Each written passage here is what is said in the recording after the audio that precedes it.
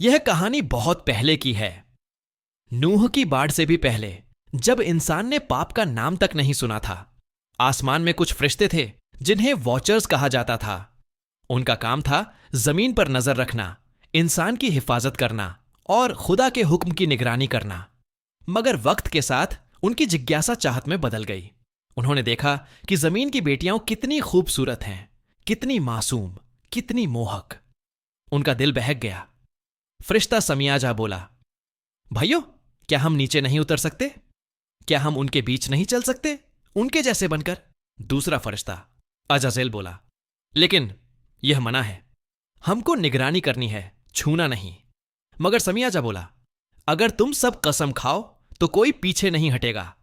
और फिर पहाड़ हरमोन की चोटी पर 200 फरिश्तों ने एक महान कसम खाई, हम नीचे उतरेंगे चाहे जो हो। आसमान गरजा, बिजली चमकी और फरिश्ते गिर पड़े। उनके पंख आग की तरह जल उठे। आसमान से धरती तक रोशनी की लपटें उतर आईं। लोगों ने देखा, आसमान से उजले चमकते प्राणी जमीन पर आ गए हैं। उन्होंने इंसानी औरतों को देखा और उनसे शादी कर ली। उनके मिलन से अजीब और खतरनाक बच्चे पैदा हुए, जिन्हें नेफिलिम कहा गया। ये बच्चे इंसानों से कई गुना बड़े, कई गुना ताकतवर थे। वे हर चीज खा जाते, जानवर, पेड़, इंसान, सब कुछ। वॉचर्स ने इंसानों को वो बातें सिखाईं जो उन्हें नहीं सिखानी चाहिए थीं।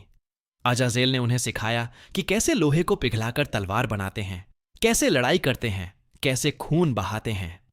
दूसरों ने जादू सिखाया, सितारों की चाल बताई और औरतों को सिखाया कि कैसे गहने पहनकर और रंग रोगन से अपनी सुंदरता दिखाए।